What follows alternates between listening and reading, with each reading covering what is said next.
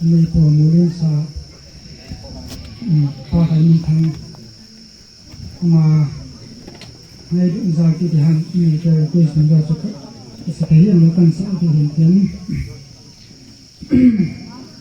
cái này là mình sẽ mà gì này cái mình có hình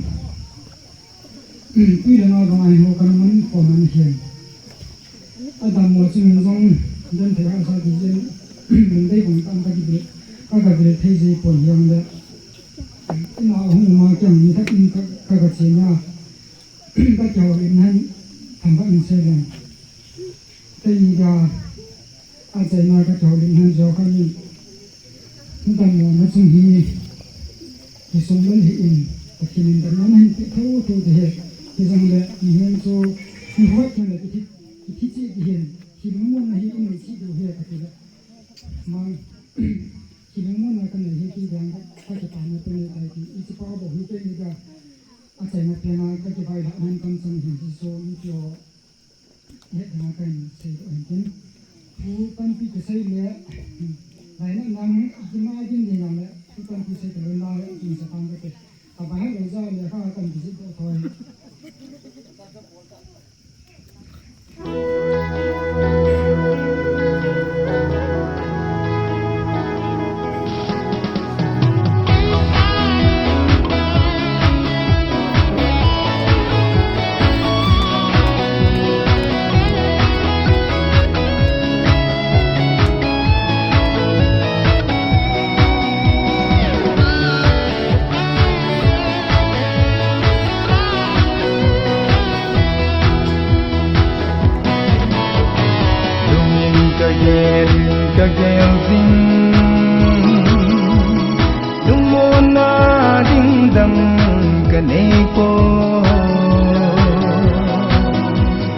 Pakai bukalung bona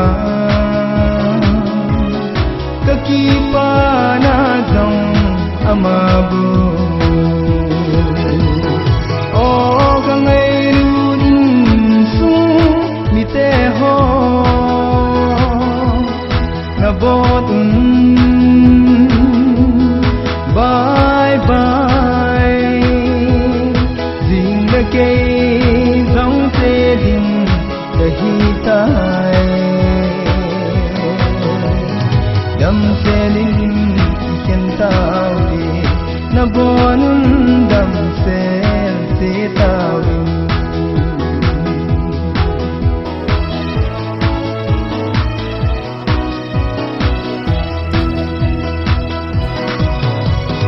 ken le le vai kahi na the na zong kanei poi ka sunga ka boki avon ngai dam ka tume o ka ngai rud ho bung mi te ho na botun bye bye zindagi zong se din kahi tai dam se lin ken tau na bonun dam se tau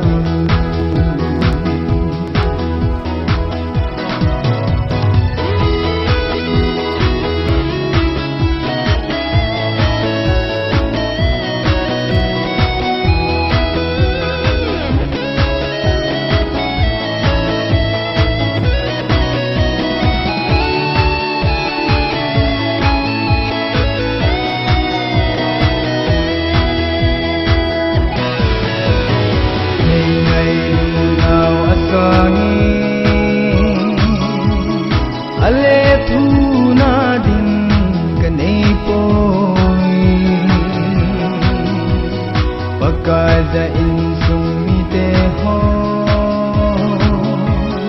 patin le tu tao hen o ka ngai rud ho bung mite ho